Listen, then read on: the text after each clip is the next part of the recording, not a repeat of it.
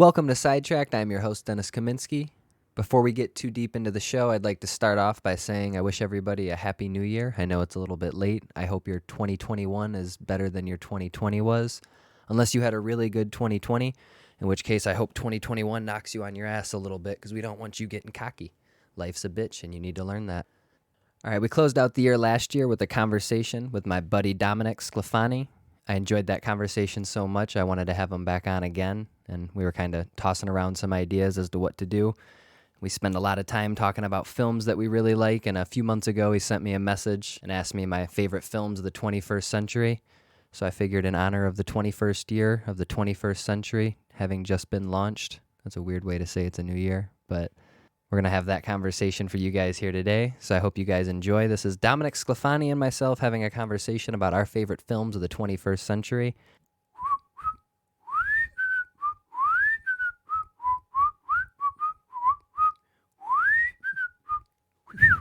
Mr. Sclafani, thank you for being here. Thank you for having me. They made it seem like it was a detention session or something like that. Yeah, I wasn't ready for that. Yeah, My last name like that. Fucked up the vibe of the conversation already. It's all right. Intimidate you. I'm excited to get to our list here. Yeah, me too. I'm excited about the subject. I love film so much, and I like any excuse I get to talk about it. You got anything specifically you want to start with? Is there a specific film that when you look at the 21st century, so from 2000 on, that stands out to you the most? What's the shining star in the galaxy that was this century? I think the biggest movie event of my lifetime in the 20th century was probably Return of the King when that happened, because it was the culmination of the Lord of the Rings, and I was so excited for that. It was the only Lord of the Rings I got to see in the theaters because I jumped in that one late. Was it 2003, right? Yeah. Return of the King? And I did, Two Towers was already out on DVD when I jumped in because I saw scenes of it in a truck stop of the wargs attacking the Rohan horse riders, and I was like, I gotta watch this. Why am I not watching this? And I jumped in, and it was just the power in some of those scenes, like Theoden's speech before the Battle of Pelennor Fields. Anytime I watch that movie, always gives me goosebumps. Just the heroism. I think that's what makes Lord of the Rings so great, is the heroism.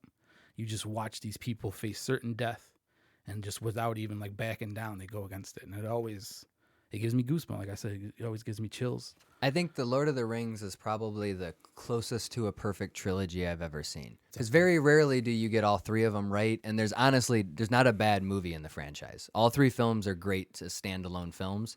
It's also really interesting because I know somebody whose favorite is each of those movies. You know what I mean? Like usually in franchises, like Empire Strikes Back's by far the best film in Star Wars, or maybe there's a little bit of talk about which is better, The Godfather 1 or 2, but then there's the real shitter in 3. Yeah. Or like The Dark Knight. Yeah, you know what I mean? Batman Begins is a good movie, but nobody really holds it higher. Well, the Lord of the Rings trilogy, they're all equally great, and it just really depends on what part of the story you prefer. I actually think I like The Two Towers more as a movie because I just think it works as a movie better, and the battle at the end I think I like better. Yeah. But Return of the King I saw in the theater, so that one just the experience puts it over. I'm at the other. Fellowship is my favorite just because when I was a kid, I remember like that. I've never seen anything like that before in my life. And I was always interested in like some out there. I liked all the sci-fi stuff, but I didn't know I liked fantasy. Mm-hmm. And that was my introduction to the fantasy genre. So that film itself, it fucking blew my mind. And Gandalf made me cry at the end. And I introduced the characters. It did. It introduced me to fantasy too, because like I always liked fantasy, but I never knew it because Star Wars is essentially a fantasy. Yeah, just in the sci-fi setting. Yeah. So that's like it worked for me because I was just a Star Wars kid growing up. So yeah, when I saw Lord of the Rings for the first time, it was like and now that was fantasy is probably my favorite out of anything, sci-fi, horror. Like, but there's just so few good fantasy movies. I agree. I understand, and especially I was thinking about that for this list. That was really peak fantasy. Oh yeah, and that was at the very beginning. You know what I mean? That was 2001, 2002, 2003. Yeah, they had some good stuff in the 80s around Conan the Barbarian. Oh yeah, I agree. But that's probably the golden age for fantasy is 80s films, because there's a lot of really solid ones. And there's a lot of cheesy ones. Yeah, there's a lot of cheesy ones. Although, I love Legend. Legend's good. Because the makeup is incredible. The story in that just movie. Makes no sense. Yeah, it's a little weird. It's a little out there, but the makeup is incredible in that movie. That's the scariest devil I've ever seen. My teacher in high school, he remember had him. an action figure of that behind his desk. Oh, the devil? Yeah. That's awesome. So that's actually why I watched it, because I was like, what is that? He's like, it's from Legend. And it's an early Tom Cruise movie. Yeah. Early Tom Ridley Cruise Scott, movie. who's one of my favorite directors. But to stick to the point on the 21st century, what I thought was really interesting when I look back at some of the stuff that was released since 2000, specifically in the fantasy genre, TV really took over the mantle at a certain point, which is really interesting because I think the beauty of The Lord of the Rings is those stories people have been wanting to tell for a very long time, but you probably couldn't make it the way that it needed to be made until the technology was where it was in 2000. And Peter Jackson was the guy. Yeah. And I mean, he basically owned an entire country to film on. Mm-hmm. So he had the space, the scenery, everything was right, and it worked out exactly how it should have. And it almost seems like fantasy can only work in that really giant budget to that degree. But we've seen it work a little bit differently in television, and I think that that's really interesting because there's been a lot of really good fantasy shows in TV since The Lord of the Rings. Yeah. Some of them with much larger budgets than others. Obviously, Game of Thrones essentially cost more than the Lord of the Rings trilogy. Yeah, and I mean, I looked it up. The last season was $15 million an episode. So 10 episodes? Was it 8 or 10 episodes, something 10 like episodes. that? Yeah, so you're talking about a full $150 million budget. A lot of movies made less than that. Oh, absolutely. Well, Mad Max, the budget estimated between 150 and 185, and that's a 2-hour film as opposed to 8 hours of television. So those people had some money to work with. The Mandalorian, I believe, gets $10 million an episode. That sounds about right. Yeah. Damn, that's crazy. Yeah. That's a film. Yeah. And it's interesting because of the success of something like The Lord of the Rings, studios seem to get a lot more comfortable investing in some of these pre-existing intellectual properties with really deep stories. I mean, obviously the Marvel movies started to come out a little bit before The Lord of the Rings did. I think X-Men was 2000, so it predated it a little bit, but not in the same way that they committed to the Lord of the Rings thing. Because I think they realized that the fandom is equally as important. And that's something you see a lot in films over the last 20 years is they're very much catered to fans. Yeah. And Peter Jackson was able to do it in the right way then. Like, it didn't feel like excessive fan service. He was just so passionate about Lord of the Rings. I've watched interviews with him just talking about the mythology and about Tolkien, and you can just see the love he has for that source material. And that's really what you need, is somebody that loves the source material. And I think that's one of the biggest problems that lacks for me with modern Star Wars and with the Marvel movies is you get people that are like kind of sort of fans, but don't get what the core message is about. And to me, it just doesn't work when you don't study what you're writing. Unless it's like a really experimental situation where maybe you take like a director, but it doesn't work most of the time. I agree completely, because The Dark Knight is an interesting one. He's clearly a huge Batman fan, Nolan. Should I just segue into I my was next going to film? do the same thing.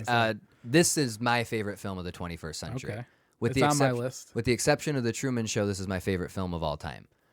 In fairness, I was 13 when it came out. I fucking love superheroes, and it legitimized the genre. It was the first time that I didn't feel embarrassed to like sit down with my grandparents and watch a superhero movie. It was the first time a comic book movie was a film. It felt like it felt like a lot more than just a comic book movie. But as a Batman fan, man, that's Batman and Joker.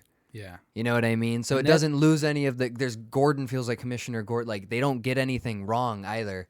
It just feels like the most grounded in reality version of this that could have possibly have ever existed. And that works for Batman so well. Absolutely. Because Batman is essentially, when you get too crazy with Batman, he starts pulling too much stuff out of his utility belt. It starts to lose what Batman is. It's not the core message of Batman. Here's just a man, his parents were murdered. He just wants to fight crime. That's who he is. You start giving him too much gadgets and too much fantastical elements, it does start taking away from him. I agree completely. And in the film, they used the gadgets really well. I've always been a huge fan of the Tumbler Batmobile that he used in the franchise, and he used some new technology to get it out there. It's a really cool. I'll take the '89 Batmobile though. Visually, it's the coolest looking to me too. I agree completely. If I could had a toy of that one. If I could have one to drive around on the street like an asshole, I'd probably take that one. Although the Tumbler would be pretty fun too. You could probably get through traffic pretty good. Bad. No, it's a good one. I think that's one of the few things that they. Yeah, I like Batman Forever. I think that movie's underrated. Was that that's Jim Carrey, right? Yeah, Jim Carrey and Tommy Lee Jones. Yeah, Tommy Lee Jones. That's crazy to imagine. When I was a kid, that was my favorite one. I can imagine. I used to have that on VHS. When it came out, so it was perfect age for it. I agree completely. The costumes are really bright in those movies. That helped me when I was a kid too. And Jim Carrey makes sense. I was Joker, or I was Two-Face one year for Halloween. My sister was the Riddler from that movie. Oh, that's cool. They sold them at like Myers or whatever. Also, The Dark Knight. Getting back to that, the Joker in that movie is just so good. And the Joker is my favorite villain. He probably beats Darth Vader even. Like I love the Joker. He's the embodiment It's why I of don't chaos. like the Joker Yeah. movie. It's just it doesn't work for me. Oh, that's a controversial take. We can get into that maybe a little bit after, But that movie, the Joker, is perfect. absolutely. The pencil, when he makes the pencil disappear, the magic trick, I'm like, that's the Joker. That's him in a scene. Like that's him. And what I really like about it is it does a really good job of they create a sense of cynicism within the film where you feel like the worst thing is always going to start to happen because of the Joker. And that was always one of the things that I really appreciated about. I love the old 60s Batman TV show, how there would always be like the plot of the week that they had to like diffuse. You know what I mean? Like this is our crazy plan. And if you don't diffuse the bomb in 40 seconds, then the city's going to blow. I like that kind of stuff. And it usually doesn't work in films because it feels a little like gimmicky. And that's kind of what Nolan did at the end, is he created a version of that works within film a lot better than on a TV show. And it felt like the worst thing was going to happen. Like that situation is so depressing, finding out like we got a ship of people and a ship of prisoners and they get to choose each other's fate. And it's the perfect ploy for humanity to prove the Joker's point. And I always thought that was a really beautiful trap to set for people. And that's why it's such a nice moment when it doesn't happen the way that it seems like it could. Because that movie's pretty depressing up until that point. I mean, that's not too long after, spoilers if you haven't seen it, but they kill off a girlfriend and burn a dude's face in hat. You know what I mean? Like everything's already descended into complete chaos at this point, which is the beauty of the character of the Joker, man. He just represents, he comes in, he fucks everything up, and he slips out in the background. And he gets away, and he comes back, and he's almost right about the things he's talking about, but he's a little too cynical. Did you know in the original comics the Joker was like Kenny? He kept dying, and he just really? kept coming back. That's weird. Like Batman kept killing him, and then he just kept coming back.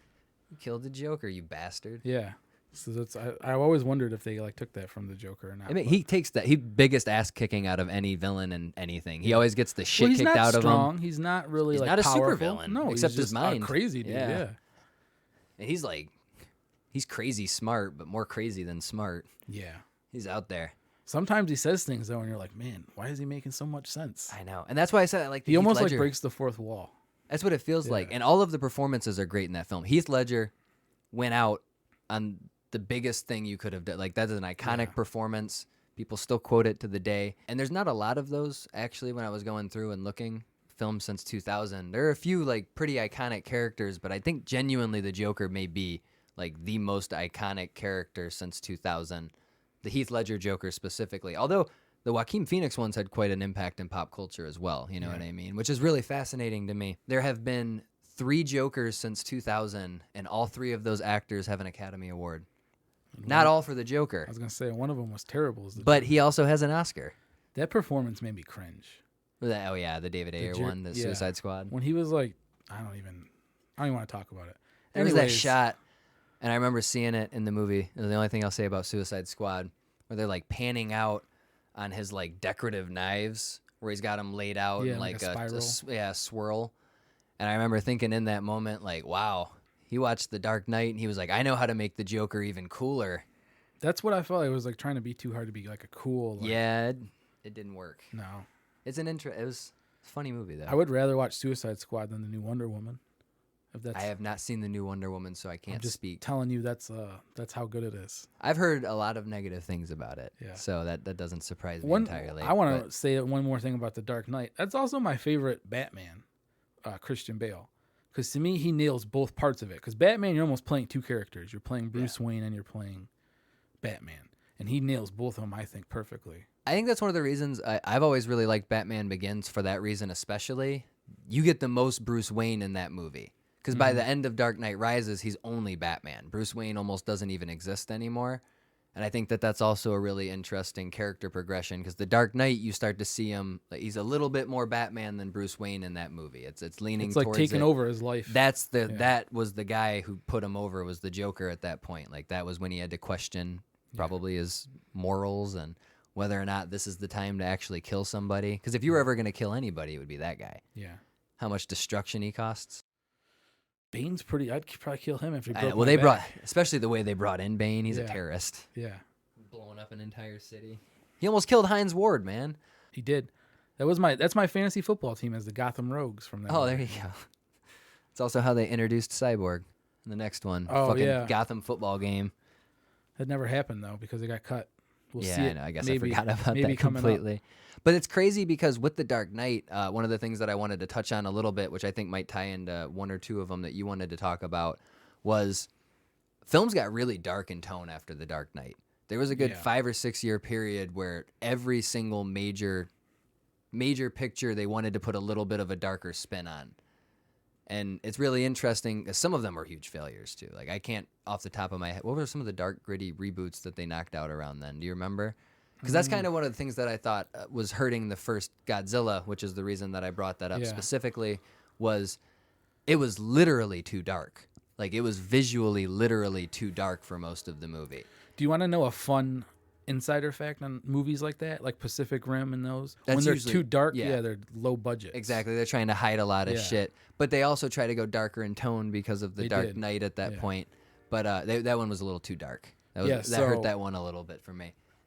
Well, that's why when Godzilla King of the Monsters came out, and it was a very bright movie, and it actually like paid. Not only did it pay tribute to the Godzilla lore, it added things to it, which I thought was really interesting. Like you know, the fact that Godzilla sleeps in Atlantis, I've never heard before, but that was just such a cool fact, and he's the reason it crashed beneath the waves. And like that's never been in any of the Japanese movies, so I thought that was cool. And just to see King Ghidorah, who is my absolute favorite. I have a King Ghidorah like playmat. He's like my favorite like character in all of Godzilla. So to see him just rise out of the ground, and especially in the big screen, because I saw that in IMAX, and he was just like a demon from hell, and it was just so cool to see Ghidorah and Mothra and Rodan and all the original Godzilla monsters. And everybody complains about the human story, but I actually thought it was decent. It was like the Millie character. Bobby Brown. Yeah, the dad, was like a jerk most of his life, so that he was trying to reconcile with his family. I actually cared about them, so it was like, Yeah. I don't know. Yeah, I mean, I wasn't a huge fan of I liked it a lot better than the first one just because it's a lot more exciting. And the best part of the first one is definitely the last 20 minutes where he's running through all those weird Gareth Edwards mating monsters. Here's the thing about that. Yeah, he likes to make monsters mate. It's an I mean, hey, it worked for him. I mean, it got him to that point, I guess. That story, that hit, got him a Star Wars gig. How are you the director of monsters and Godzilla? Then you direct a Star Wars movie, and there's no monster in the entire movie. Yeah, that's... That was one of my disappointments. I of Rogue understand. One. I was excited. I remember thinking when he got the gig, oh, he knows how to work with scope. Yeah. You know what I mean? Like he can deal with like the scale of this situation. Like he can deal with the size, and he knows how to shoot really big things in the background. So I expected there to be a lot of AT-ATs and cool. And he had a lot of really cool war sequences in Rogue One. Rogue One's a good movie. I like it. Tony Gilroy made most of that movie. Really? I Yeah, didn't he know got that. brought in to remake. That's who's making the Cassian Andor show. Well, I gave too much credit to Gareth Edwards. right Most of there. his movie got reshot. That's interesting. I Never hope mind. I've always hoped that they would put the director's cut of that on Disney Plus. I don't see why they wouldn't. You got to get the hashtag started. Yeah. Maybe you can get it going. Which I was going to say, you mentioned with The King of the Monsters, one of the movies that I didn't initially have on it, but I just thought of it when you mentioned that because it impacted me a lot. And the reason I was so excited for Cloverfield was because I was a really big Godzilla fan. And I always thought that was the first time that I saw what a Godzilla movie could really look like. Like that, you know what I mean? Like obviously without giant- the found footage thing, but the scale in that movie, it was intense. Yeah. Like, you know what I mean? Like the first time he's on screen, like they do a really good job of building the atmosphere, and it feels like there's like a terrorist attack or something going on, but obviously they only show him a little bit. And when they show him, I think he loses his luster a little bit. I think it's a cool monster design, but I remember when watching that movie always thinking like, oh, they could make a really cool Godzilla movie now. Yeah. Because the old ones, you got the guy in the costume, and they got the little sets and stuff, which has got a lot of charm, but that's probably not going to make a ton of money. And Godzilla 2000 wasn't ready yet, apparently, at No. that point. That was a terrible movie. Is that the Are you talking about the original American one? Yeah, Matthew Broderick. Oh yeah, that one Yeah. was 98. Was it 98? Yeah. I think Godzilla 2000 is a Japanese Godzilla film. So that's is why I that was the one where they confused. kill off the American Godzilla? That's 'cause I know Godzilla that- Final Wars. Okay, they do Yeah. that in that one. Yeah, But that's I remember like, seeing that. as a Godzilla fan, as somebody that's watched all the Japanese ones multiple times, there's some really stupid plots. There's some really yeah. stupid what's going on. They're fun movies. Yeah. It's monsters So fighting. that's like, I don't know Yeah. what you're expecting when you go in to watch a Godzilla. Like, I'm not expecting an Academy Award winning script. They're like, yeah, it wasn't quite Eternal Sunshine of the Yeah. Spotless It's Mind. like, I just but- want to watch Godzilla smash somebody through buildings. No, that's why I said that's why I like the second one a lot more, because you get a lot more of Godzilla smashing people through buildings. While we're on the subject of giant monsters, one of my also favorite movies I was obsessed with when it came out was King Kong in 2005. Yeah, back to Peter Jackson. Yep, that's one of my favorite directors.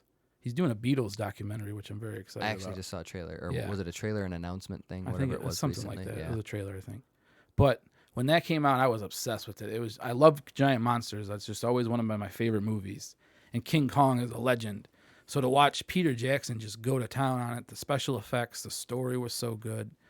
There was a video game out that was around that time I was had that obsessed game, with. Yeah, it was so good. I don't know. I've always loved that movie, and the ending always hits me. I have to try, like, don't you cry, don't you do it, because you grow such attached to Godzilla as a King Kong. I mean, I don't know how King Kong.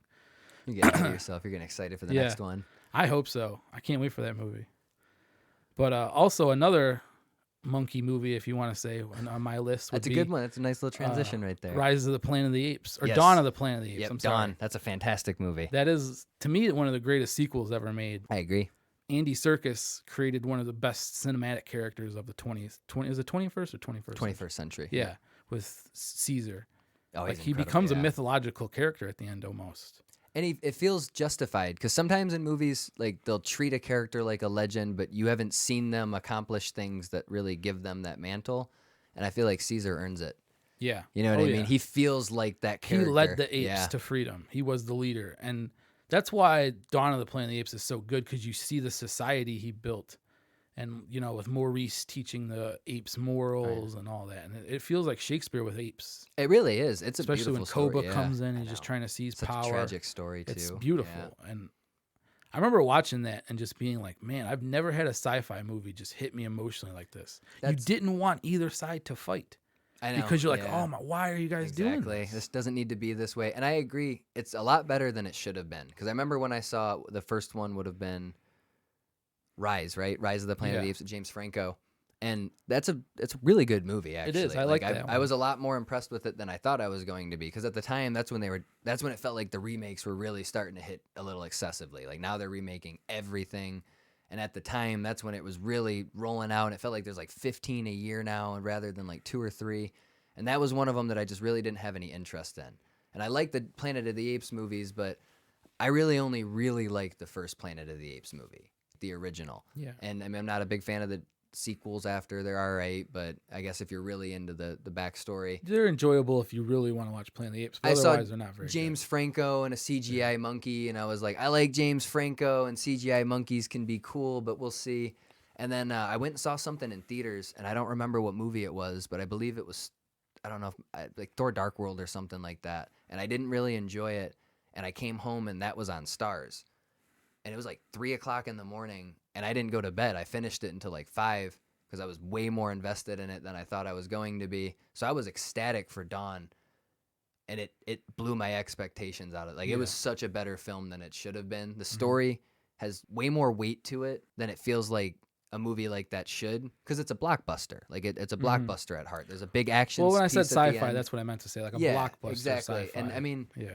even the way that, like, I'm a really big fan of the shot on the like the crane shot on the tank at the end when the apes are taking over the city, and they're on, first of all, apes riding horses with machine guns is the most badass thing I've ever seen. Yeah. The opening shot with Caesar and his son where he's teaching him how to hunt the deer. Oh yeah. That's just, to me, one of the best opening scenes. And like, that is what CGI can be. Yeah. Like, that is a fantastic example of why they should continue to push the technology, because sometimes it feels like it's regressing, and it's really depressing because it feels like it shouldn't be like that.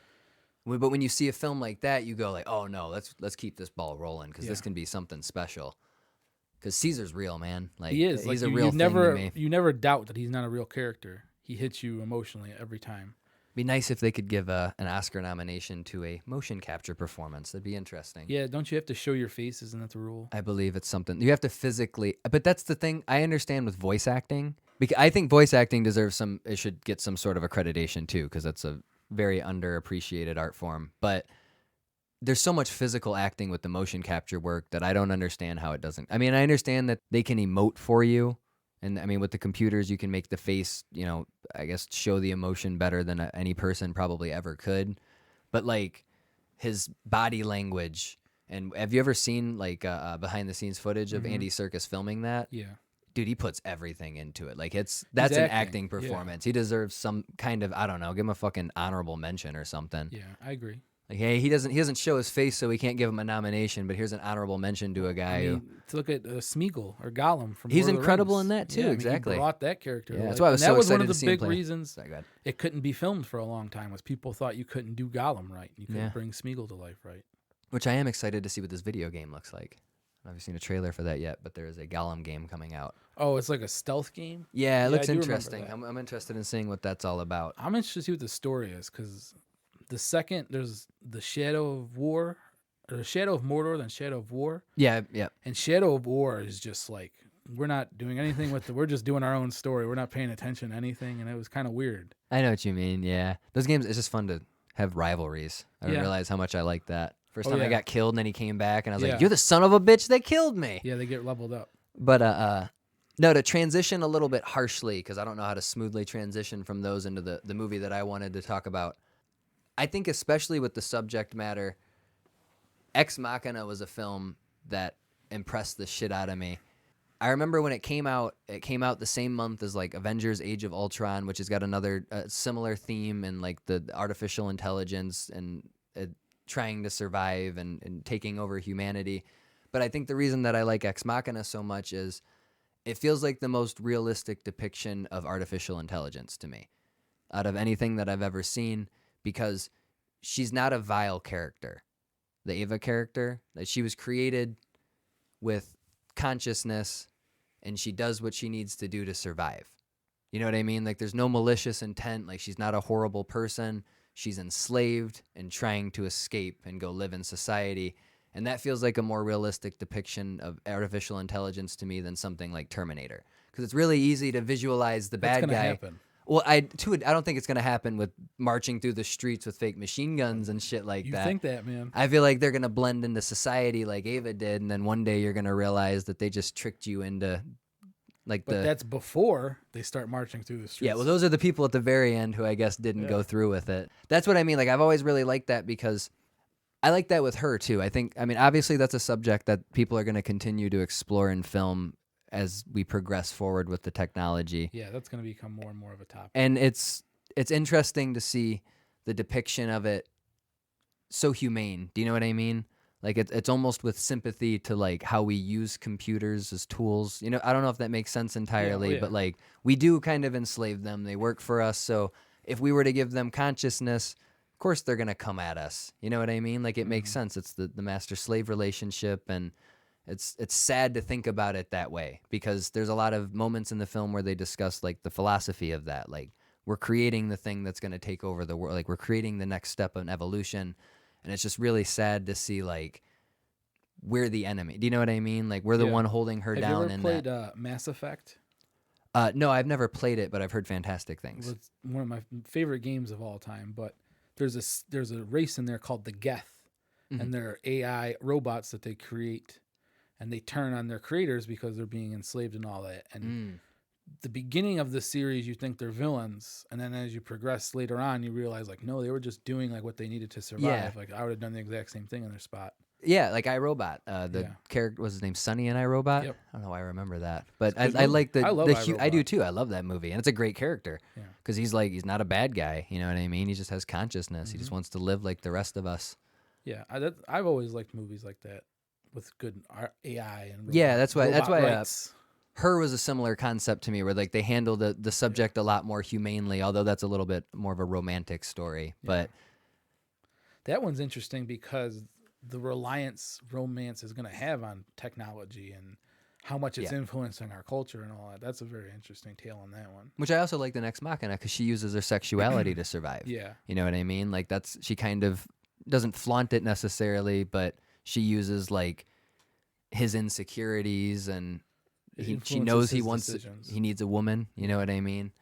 She connects with them on a psychological level. It almost feels like and this is just because I'm watching a documentary about a cult right now, but that's what it feels like. She like broke him down and gained his trust and then positioned herself in power and used it against him. And it's a sad story to watch play out like it does, but good for Alex Garland, the writer and director of that film. He also did Annihilation afterwards, which I've always heard good things about. Not like the book at all, but it's a good movie. Oh, is it based off of a book? Yeah, it was a series of books. But, I know he wanted Natalie Portman to play Alicia Vikander's character in the first one. Do you have any other thoughts on that, or do you want me to segue into the next one? I'll go ahead and segue right into it then. On the depressing topic, one of the most depressing endings of all time. I know where you're going with this. One of my favorite horror movies of the last 20 years is The Mist. I got spoiled the ending. My friend told me what it was before I went and seen it. And when I saw the trailer, I actually thought that looked stupid. Like, I'm not going to watch that. This looks cheesy. And then I got told the ending. I was like, all right, well, that's kind of interesting. And I went and saw it, and it just, even knowing the ending, it still hit me so hard. Yeah, it's depressing. It is. And I don't know if you want me to spoil it. It's been out for 13 years or so. But I mean, I guess we can let people figure that one out on their own. But I will say, you just drop us, hey, stop now. It's a spoiler. Yeah, hey, stop. Forward. Hey, stop. Oh, yeah, you could do it that way, too. Now, I don't want people to fast forward. All right, well, I was joking. I won't spoil the ending. But it's, plus I like H.P. Lovecraft. I like the monsters from other dimensions. And that one does it very well. You're trapped in a supermarket. A society breaks down. And there's a character in there who I absolutely hated. When she got killed in the movie, I actually cheered. And like a bunch of people joined me in the cheer because she was just so annoying throughout the entire movie. Those are always great experiences when people really get into it and it turns into almost a sporting event. It just shows how passionate you are going into it. What I've always really appreciated about that film, and I think more so when we had a conversation about it before, it reminds me a lot of the monsters on Maple Street. Mm-hmm. And you talked a little bit about that last time we talked about it, where you were talking about how like it's the breakdown of civilization. The second that something wrong, everybody turns and starts blaming each other. And that story's got a lot of like archetypes of people where this is the religious person and this is the person who doesn't believe in anything. And this is the military-minded person. And you see how when everything breaks down, they all go in their separate directions and destroy each other. There's a power vacuum. Yeah, we're the monsters. Yeah. And in the end, that's what it really ultimately feels like. I think The Thing is the best horror movie of all time because you just get instantly into the paranoia of like you can't trust anybody, and in those situations you would feel that way. I mean, it would just start messing with your mind. And then, did you enjoy The Thing remake? It was actually a prequel. It wasn't a remake. I guess yeah. Yeah, it was the Norwegian camp because where it ends, the original thing begins. Yeah, I remember at the end. And I liked it. I feel like it was more based on like here's the monster attacking you than the psychological horror of the first one, but it was a decent movie. Yeah, I just thought that was interesting because it's weird how when you go back to any film like that, there is some sort of a continuation or a sequel now, no matter what it was. Yeah. You know what I mean? Well, that one, I like the way that they did that one. Yeah, they could have been went and they disrespectful. built the Norwegian camp. Like they watched the movie and they built it perfectly. Do you know if John Carpenter had anything to do with that? I assume so. A production credit or something. He might possibly have, but somewhere. I don't think he really had anything. I know he did the Halloween remake, but I don't think he did anything with the Thing remake. Well, while on the topic of John Carpenter, a weird segue, I guess, but he is a horror icon. He's a film icon in general, and I think every generation has one. And fascinatingly enough, when I was going through and looking at the horror films since 2000, I realized maybe James Wan is the master of horror in our generation. I agree with that. Because when you go back and look at like some of the stronger horror films with one director attached to them, it's generally him. He's on my list with one of the movies. Which one do you got on there? Insidious. First Insidious? Yep. I love Insidious. When I saw that one genuinely scared me. Yeah. Like, you always think he's going to go one way, and then bam, he hits you another way with a shock tactic. He has mastered the art of the jump scare. Yes. Like, he can hold it a little bit longer than other people can. And he always hits you, like, you think it's going to come from here, and he hits you from the opposite direction. That's what I always like. Master of misdirection. Yeah. He's like a magician out there. But, I mean, the Darth Maul at the end of that movie scares the crap out of me. Yeah, that freaky red thing. The first time he appeared, I remember I was like, oh, my God. That shot in the kitchen? Yeah. It scared the crap out of me. But yeah, that one always has been good. I love ghost movies, and I feel like that one almost reinvented the ghost movie. I love the astral projection aspect of it. So that one made my list. Yeah, I'm a big fan of the Conjuring films as well.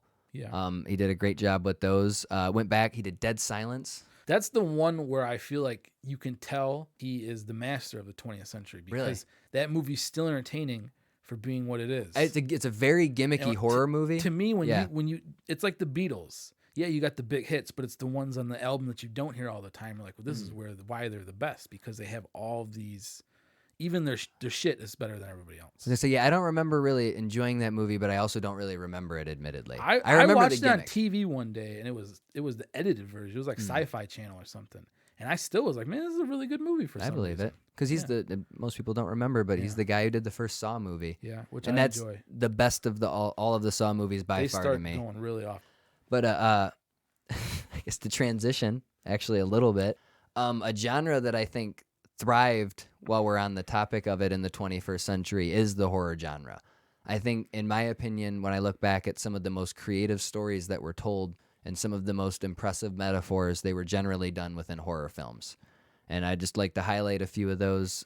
Get Out, The Babadook, Hereditary. I'm a really big fan of a film called Lights Out. I need to see that one. It's not a perfect film, but it's a really interesting metaphor for depression. And it's scary, you know what I mean? But I think that's one of the things that I really appreciated about the horror genre is horror has always been based in reality. There have always been metaphors for something, but it did kind of grow out of control within the slasher thing. You know what I mean? Horror for a long time kind of became a how do we one-up each other in the violence department as opposed to how do we fuck with people psychologically. And I feel like maybe it's just because of how popular or how commonplace anxiety and depression and some of those feelings are in society today. But it feels like a lot of horrors are starting to play with that theme instead. You know what I mean? It's a really interesting concept to me because I feel like it's an emotional feeling, and depression is really scary. And the fact that they've been able to capture that concept in more than one films, especially in the last 10 years or so, is insanely impressive to me. And I'm always looking at horror and they're the most original films right now.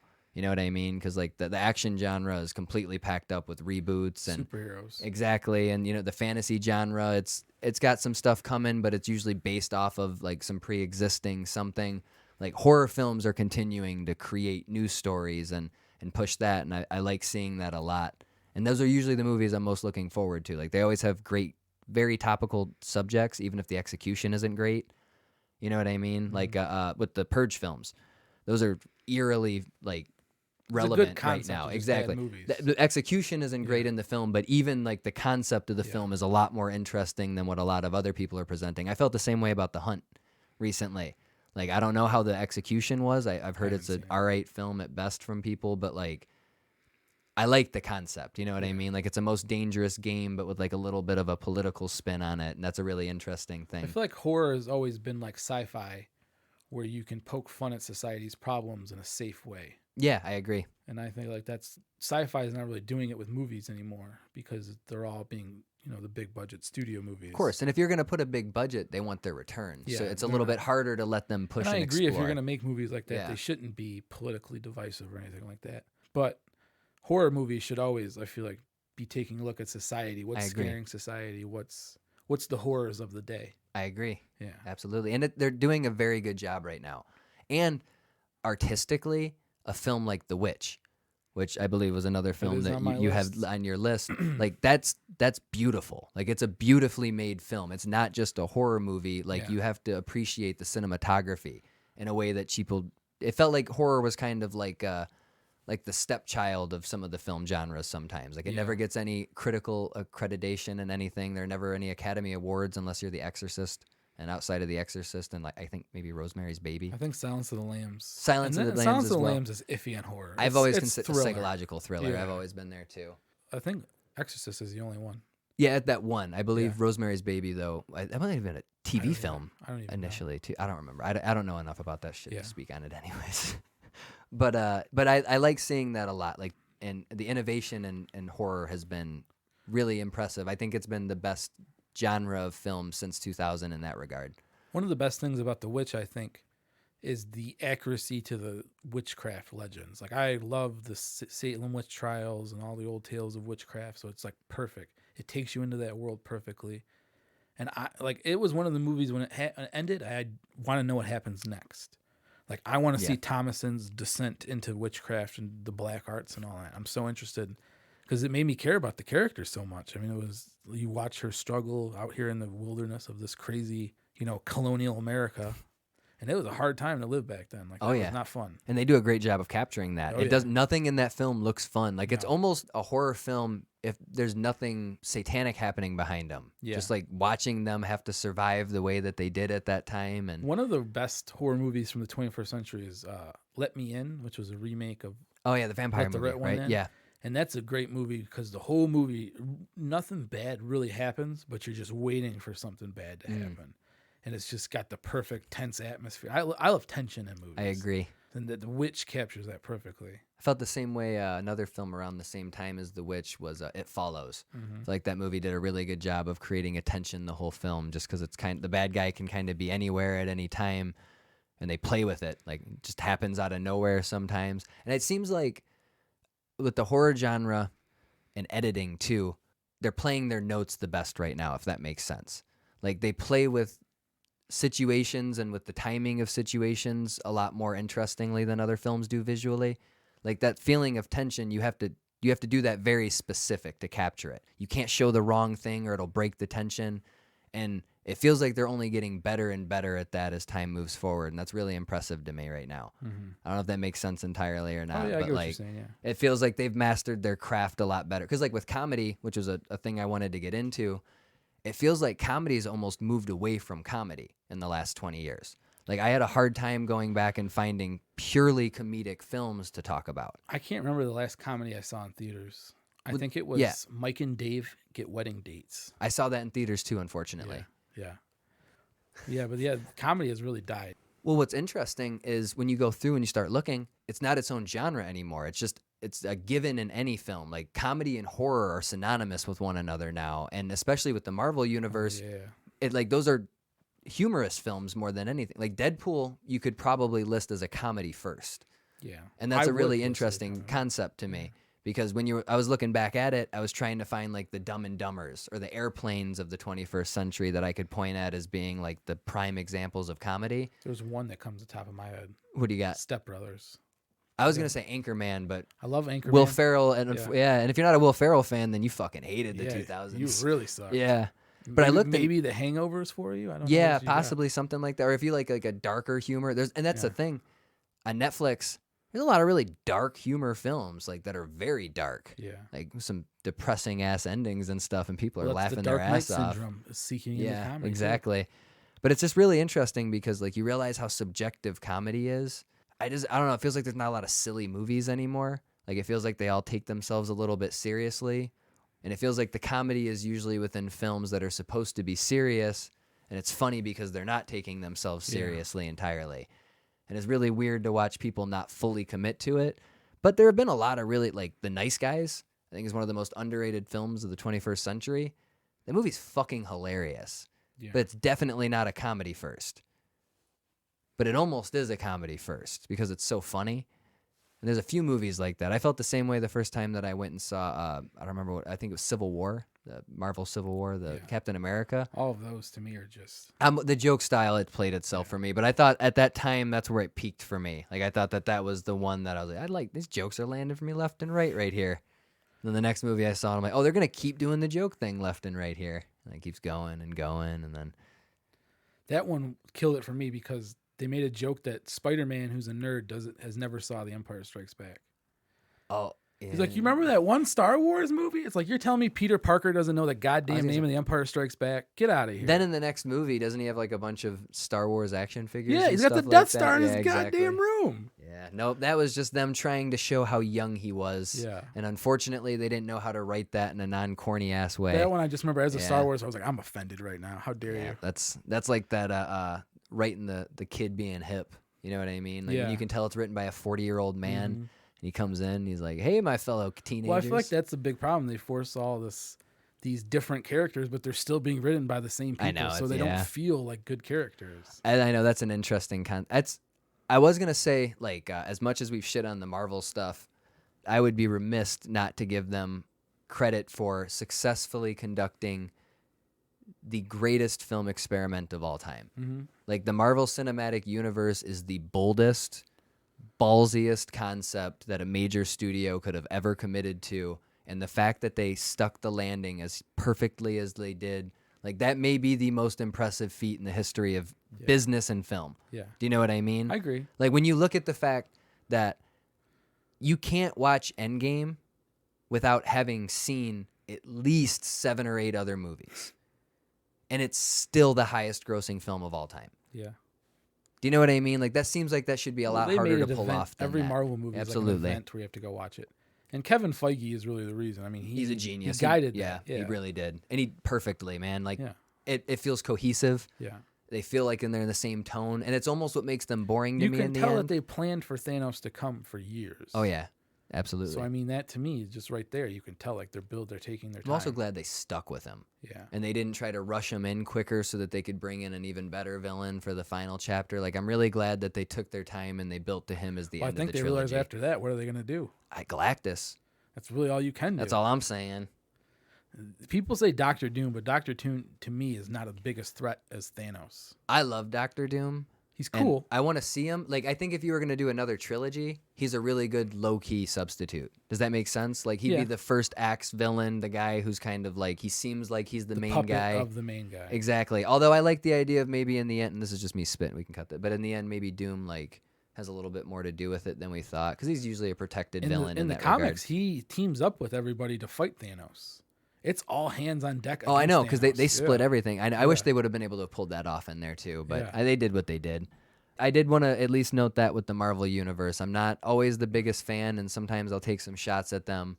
I see what they did. You know what I mean? Like, you can't help but marvel at that, pun intended. Like, it's an accomplishment. It is an accomplishment. That's for sure. 20 films or so More tying than into that. each other There's like 28 seamlessly. Is films. it 28 altogether? Yeah. And they really do tie in. Like, there's some, I guess if you want to nitpick some issues, but they tie in pretty seamlessly. They got a little ballsy at the end trying to push in some timeline stuff, but generally speaking, they blend.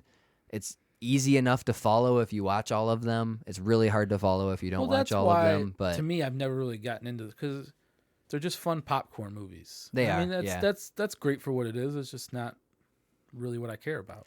I think they overplayed themselves, and this is just an issue with film in general, because there's a lot of films that I really loved over the last 20 years, and it's interesting because it feels like I looked at the box office in 1990, like 1990 to 99, just for comparison's sake for over the last 20 years. 1990 was a great year. The year I was born. 95 is the year I was born, so I like that one too. But I'm looking at it, and like Forrest Gump was the highest grossing film the year it came out. That doesn't feel possible in today. Like, it feels like it's impossible for something that doesn't have Disney in front of it, first of all, but a sequel of some sort. Like, Frozen is kind of an accomplishment too, in that it wasn't really based off of anything like huge that people were looking forward to. It wasn't a remake. It was an original enough concept. Do you think you're ever going to get an era of Hollywood where they're not going to keep doing IPs? Well, in the theater, no, because unfortunately that's the only thing. Like, we know we've got an audience for Star Wars. We know we've got an audience for the Lord of the Rings and Marvel, and we know we've got an audience for maybe like this Japanese anime that we're going to adapt into a film one day. But I think that that's where streaming is going to have to really lift people up, which is unfortunate because some films really do benefit from the theater experience. And one of them that I was going to name was, I don't know if you used to go to the Henry Ford for the IMAX stuff every once in a while, but Interstellar was such an event in that regard. And as disappointed in the movie as I was, in fairness, I held it to an unrealistic expectation before it came out. I was expecting it to be the best movie ever made, and that's not fair to put anybody in that position, but that's just the goodwill that Nolan had built up at that point. I went into The Last Jedi expecting it to be the best Star Wars since the original trilogy. So yeah, well, hey, man, it happens to all of us then. Yeah. But you get there, and you can't help but marvel. You know what I mean? Like, even if you're not enjoying the story or you don't know what the fuck is going on, that experience in the theater is just fucking ridiculous. Like, it's at the IMAX, and it's beautiful, and it's built for it. And it's like the moment, like, the ship's taken off and you feel like you're in the ship, and it really takes you into it. Some films are just made to be shown in a theater, and studios are always going to be hesitant to take a chance on things like that anymore, because you know Marvel's going to make money. And you know that you can dump this shit off somewhere else safer and cheaper. I think a lot rides on Dune. Yeah, I man. think that everybody's gonna have their eyes on that movie and see how it does. It needs to get out of that HBO Max thing then. I think Otherwise, that it's they're gonna. talking about. It's It not seems going like they're to. gonna be able to pull Yeah. it out in time, which I'm happy to talk about that because what I wanted to end on was the future of the 21st century and the future of film. We've been talking about all of our favorites Yeah. so far, but the next few years are going to be really important for the film industry because with the streaming and the coronavirus and the theaters being hurt like they are, like they're going to have to adjust and adapt in a way that they've never really had to before. Yeah. And a lot of people are probably going to take a lot of hits. And I've heard a lot of shit about the quality of Netflix movies, and I hate to break it to people, but a lot more movies are going to start feeling like Netflix movies through all streaming services because they're going to be committing a lot of their money towards these big franchises, and they're going to stop spending as much money on some of these lower things. The Academy Awards doesn't pull like it used to, so it's not like putting the Academy Award nominated is going to make anybody give a fuck or anything like that. So it's, you know what I mean? Like it's going to be a really interesting. Streaming changed a lot. You know what I mean? Like we're going to be talking about a lot more. It was the films. death of an industry. It really was. And it's also the rebirth of a separate industry based off of a similar art form. It's what life is the constant Absolutely. state of death and rebirth. And I know the theaters are always going to have a place. They're always going to be there. But I don't know. I don't feel like they're ever going to be exactly what they were. I feel like the height of that industry is probably past. I don't think they're ever going to be as big, but I still feel like the studios are going to push for blockbusters. There's just they're too going to have money absolutely, to be left on the absolutely. table. But I think what you're going to see is theaters with reduced power. You're going to see the theaters taking more money. I think they're already talking about they're going to take away the rule where theaters can now or where studios can just own the theaters straight out. So Disney can just own their own theaters, and here's our Disney theaters, pretty much. Like purchasing like an AMC or something. Yeah, so like I think that. that's going to happen, I think. And I think what's really interesting is when you look at what Disney has done, specifically what Disney has done with their amusement parks, and that's the kind of customer engagement, that's the engagement that they want with their audience. You know what I mean? Like it's not just about coming and seeing our movie, it's about living in our universe. So maybe something like that, starting their own theater chain in one way or another. I mean, I wouldn't really like to see that personally. It doesn't sound like it would be good for business, but it'd be good for Disney, I'm sure. Yeah. But then, you know what I mean? I guess if that's the evolution, I doubt that that's the case. I really hope something like that doesn't happen. But if that's the evolution, as long as the fucking art doesn't hurt because of it, then I'm happy. You know what I mean? Have you ever seen My Name is Dolomite? Oh, are you talking about the The old Dolomite, Eddie or are you Murphy talking one. about Eddie Murphy? I haven't watched it yet. So no, in but- that movie, they make the movie, and then he goes to individual theaters, and he's trying to sell them, like, hey, let us show the movie at this night. I think that would be a cool way for theaters to survive. Start taking, like, hey, here's a local filmmaker, we're showing his movie, and then they tell him in that movie it's up to you to promote it. So then the filmmaker would have to go and promote it and get people in. And I think that's a good way for theaters to move forward. I Start think showing more local and independent stuff. No, I agree with the local scenes. I think that would be, there's a few theaters in Detroit that are like that, where they show a lot of like local filmmakers stuff. But unfortunately, the problem on their end is like they can't get people in. Yeah. You know what I mean? Because if you're a family, not even if you're a family, if you're just anybody, and I can go home and watch any movie I want on Netflix. Now I can watch any movie I want on HBO Max, on Peacock, on Paramount Plus, on, you know, CBS All Access, on fucking Sling or Crackle, or you know what I mean? Like YouTube. You got YouTube, exactly, which that's a big one people don't take into consideration when they're talking about film for some reason. People are watching YouTube for hours and hours. You're competing at the same people. I watch YouTube more than I watch anything Oh, I do else. too. It replaced television for me. But with that being said, I've got all these options, and I only got so much time. Like, I don't even think it's so much about money always. I think it's more of a, like, am I going to drive out to this city? Yeah. You know what I mean? Am I going to spend... It is like a night. It's like an experience. And that's right now, especially with the world the way it is with the coronavirus, and there's so much tension out there.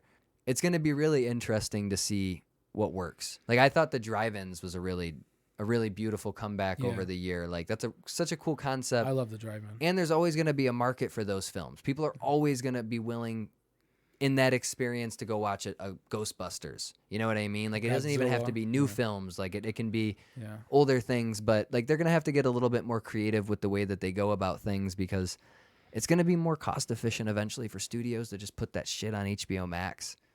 Not entirely, because they need those billion-dollar films. Yeah. And it sounds like they're going to give up on it as time goes. But what I'm concerned about is when you condition your consumers to, we can do this way and still make money, then they're going to start expecting it that way. So as much as that HBO Max streaming experiment is going to be interesting to follow, I'm nervous that some people are going to start getting like that expectation of, well, why would I go to the theaters when I can just buy that shit at home for $10? You know what I mean? $10 for unlimited movies, or $15, I guess, on HBO Max, but $15 for unlimited movies as opposed to $12.50 to go see it at the theater. See, I feel like that's going to kill cable and TV more than anything. Like, I still feel like theaters, like I said, I don't think the theaters are going to be open every night. I don't think that they're going to be showing I agree. things Yeah, like it's going to all be the a time. different industry for sure. Yeah, oh, yeah. yeah. It's going to be a But very I still different think you're going industry. to have some theaters hanging on. You're always going to have those theaters hanging on. There's always going to be a market for that because that experience is so different. Yeah. Yeah.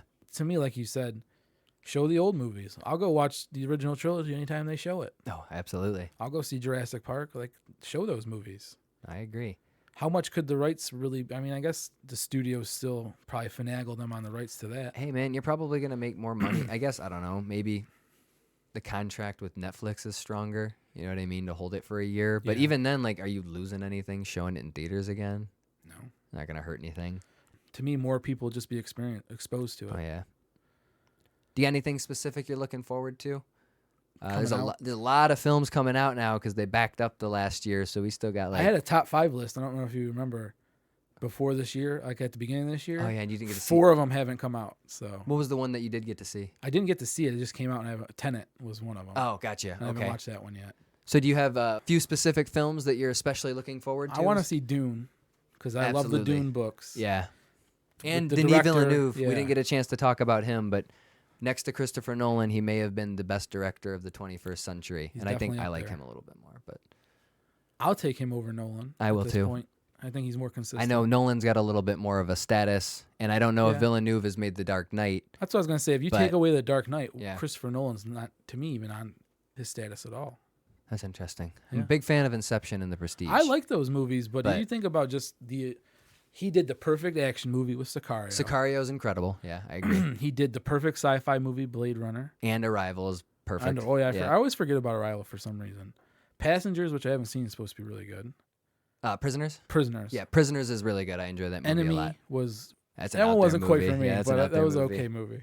That's his Memento, I guess. But which I do prefer Memento to I Enemy, was I gonna guess. say I like Memento. Another Christopher Nolan one they never talk about is the Insomnia. That's a very it's an I love incredible that film. movie. I agree. Al Pacino and Robin Williams are both fantastic in that movie. Yeah. So crazy, by the way. Bold casting right there. Robin Williams is going to be our bad guy, and Al Pacino is going to be our good guy. That's a difficult one to pull off, but I guess with the subject matter, it was a lot easier to make Robin Williams a bad guy. Robin Williams could be creepy when you need it. Oh, You he's ever creepy seen as hell. 24-Hour Photo? Or what? Yes, the one where he's that's Yeah. a creepy movie That where was he's a very blonde. creepy Yeah. movie. What were we talking about now? I can't remember. Denis Villeneuve. Dune. Oh yeah, I'm Dune, also yes. excited for Godzilla vs King Kong. Yeah. Of course. Are you disappointed Two that of they the didn't get that Titans. on Netflix?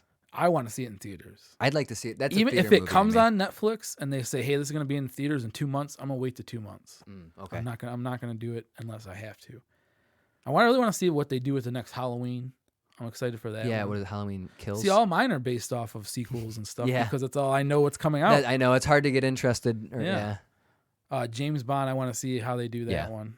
I love Daniel Craig as Bond, so Skyfall it was one of my runners up. I love Skyfall too. Mine would have been Casino Royale if I had to Those go two with are very one. tough. I Yeah. think I go Skyfall just because Javier Bardem Yeah, he's was the incredible best in that Bond movie. villain. Yeah. What's it, Mads Mikkelsen in the Yeah, first he one? was- Yeah. Well, really, Yeah, it's Eva Green. yeah, but I'm gonna say is the real villain. But that's about all I can think of. That was my list. Was those 5?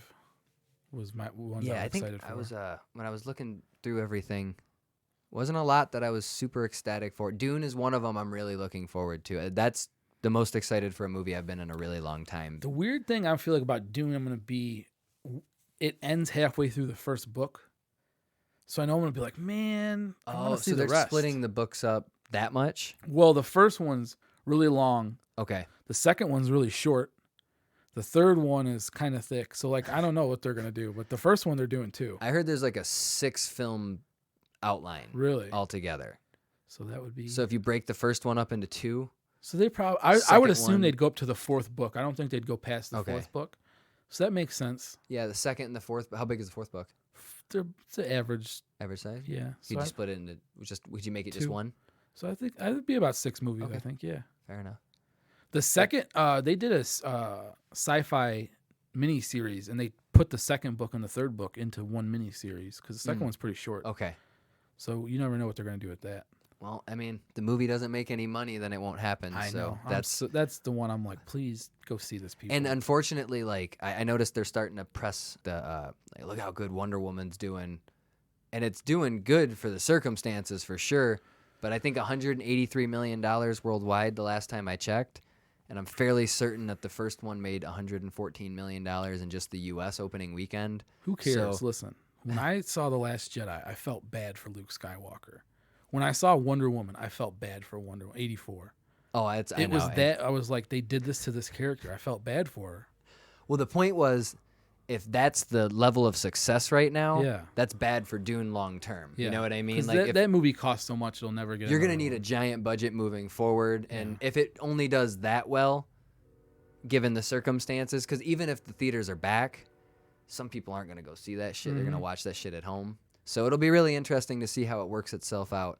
See, I think that they gave Patty Jenkins a deal for putting on HBO Max. We're going to give you a sequel because they greenlit Wonder Woman 3 like Yeah, bam. right off the bat. So I think that was part of the deal. So I'm hoping at least they'll get the first book done. Maybe. Especially to appease him, because he sounds Yeah. like he doesn't even want to work with the studio anymore. Yeah, I know. And he was going to do a show with them. He was going to Yeah, do all man, kinds. he of was stuff. willing to go. That makes me sad that they fucking botched it that bad right there at the end. That Well, that's to me. That's when you have the corporate suits. Yeah. AT&T doing Hollywood decisions that don't know what the heck they're doing. That is a cursed franchise, unfortunately. They've had Dune? a lot of Oh, issues yeah. with Dune over the last fucking 40, Probably 50 the most years. Yeah. cursed. Have you ever watched the documentary Jodorowsky's Dune? Nope. I should let you borrow that because it's one of the most fascinating, like, what could have been movies. Really? Pink Floyd was going to do the soundtrack. I've heard about Mick Jagger was going to play Raid Faltha. I've heard of the Lord of the Rings that they were going to do with the Beatles. Yeah, I think that was more of like maybe. They This were- was actually like They were in pre-production. development? Okay, Yeah. gotcha. 'Cause They that was like a they Death of had Superman Salvador Lives. Dali was going to play the Emperor of the Universe. It was wild. The artwork was like insane for it. I'll let you borrow it because you're gonna like it. Shit. Well, I guess Anybody who hasn't seen it, watch Jodorowsky's Dune because it's the most fascinating. Like what could have been movie, and also it was very good. Like how movies get made. I like The documentaries steps, like that. Yeah. yeah. How you go. There's one through called it The Death of Superman Lives. It's a really good all. documentary. I watched that one. Yeah. And they break I'm into glad they didn't make that movie. Me too. It looked horrible. Yeah. Kevin Smith fucked up. Tim Burton fucked up. You guys all made really poor decisions. I want to put that out there publicly. You guys Nicolas know what Cage you're doing. would not have been a good Superman. No, and he looked weird. I love Nicolas Cage. Don't get me wrong. Nice. He But- rides that line really well between being a great actor And and not being a great actor. But I can never say he's not a great actor because I've seen him give too many good performances at this point. yeah, But I've I seen watched give him in a enough to really good balance horror it out. movie recently, The Color Out of Space. Was that a more recent one, or is It was that? like 2018. Yeah, he's pretty been doing recent. a lot of really decent, like That one small was budget the stuff. best H.P. Lovecraft adaptation I've ever seen. Mm. It was really good. So he can nail some movies, but Oh, then he he can does act his some ass like off. The Wicker Man. Yeah, I know. It's unfortunate. He throws that shit in there. But I love Raising Arizona. Yeah. So Moonstruck's good. He's in a lot of he's good got movies. good stuff. in I will his watch catalog. Gone in 60 Seconds anytime it's on the TV. Really? I don't love like that that movie. movie. I When I was a love that kid, movie. I hated that movie too. Why? I don't know, honestly. Oh man. If I'm being completely honest, every time it was on, it pissed me off. It Because was it's just the ridiculous of stealing 60 I don't think it cars. was the movie itself. I just think I had an issue with like the poster or something. I Hmm. really don't even know. I never had any interest in it. I remember the first time I actually had to watch it. Like I was just dismissive of it. Like I didn't have any interest. I don't know if it reminded me of another movie I didn't like or something. Because I used to do that when I was a kid, where if I really didn't do like that. something, Anything with like Jason Statham, like I'm out. yeah, I'm like I'm not gonna Yeah. watch that. Although I like the Transporter movies, so I can't really talk shit. Yeah, You know It what is I what mean? it is. You know I'm what I mean? Jason Statham. You know what I mean? That's Yeah. all he does the whole movie. I know, but I love it. Sometimes, at least, anyways. I was so disappointed in War. War? Yeah, it's him and Jet Li. I don't remember that one. Jet Li was badass in my mind, and he was like the new Jackie Chan, and Jason Statham was this other badass fighter, and the plot's just about them going at each other, and the movie fucking blew. So there's Yeah, that. that's you know? disappointing when you get stuff like that. I thought that was perfect. Expendables. I was so disappointed. Yeah, when I was saw like, that oh, movie. these guys, I love these guys. I was like, no. Yeah, I know. I was some weird people in the team too, and they were also the best people every time. Yeah. Like Terry Crews is more entertaining than almost anybody in that movie. Yet he's not an action hero that you would want to be in that team. No, I think Antonio Terry- Banderas in the last one. I didn't even see the last. Okay, so that's horrible, but I did. I watched all 3 of them for some reason, and I didn't like any of them, but I just kept Harrison going. Ford in the last one. I think so. Yeah, there's a lot of like people dropping in and out, kind of. Yeah. Antonio Banderas is entertaining as fuck in the last one, and I remember thinking like, why the fuck is Antonio Banderas in this? He was in Desperado. Whatever. And El Mariachi. I know, Wasn't he in but that? that's not the same thing as fucking Rambo. He wasn't in From Dusk Till Dawn, was he? No, I that don't was remember. George Clooney. Legend of Zorro, Okay, you want to bring that one up, I guess. Puss in Boots. Yeah. El Mariachi's a good movie. Huh, I don't know if I've ever seen that. Ooh, you should watch that one. Seen Once Upon a Time in Mexico. That's a good one. That's I all like part that of the movie, same too. trilogy. Yeah, is it? Yeah. Okay, I've only seen Once Upon a Time in Desperado Mexico. I've is seen a- Desperado too, so I Yeah. guess I just haven't seen. Is that the middle one? I think El Mariachi's the first one. Okay, so I guess I haven't seen the first That was one. before he was really big. Ah, that makes I sense. think Desperado's what got him big. He's a beautiful man. He was always going to be a movie Yeah. star. Some people are just built for that, and he was one of them back then. He's blessed with some genes. Yes, he is. Most actors are. So interesting point, but we're going to end it off there. It's been awesome talking to you about the subject. I love talking about movies, so I'm always happy to. Thank you guys for listening. If you'd like more SideTrak'd, you can find us, well, basically everywhere now. Do you listen to podcasts on Spotify? We're available on Spotify. Do you listen to podcasts on Google Podcasts? Well, we're available on Google Podcasts. Do you listen to podcasts on Amazon? Because we haven't gotten on that one yet. But do you listen to podcasts on Amazon Music? We're available on Amazon Music. Audible? We're available on Audible. iHeartRadio? Yeah, you can find us at iHeartRadio. YouTube? Yeah, we're on the tube. Apple Podcasts? It was written in Steve Jobs' will. Yes, we are available on Apple Podcasts. Probably available on other places too. I just can't think of them off the top of my head. So thank you guys for listening, and look that up. And thank you for listening, and look that up.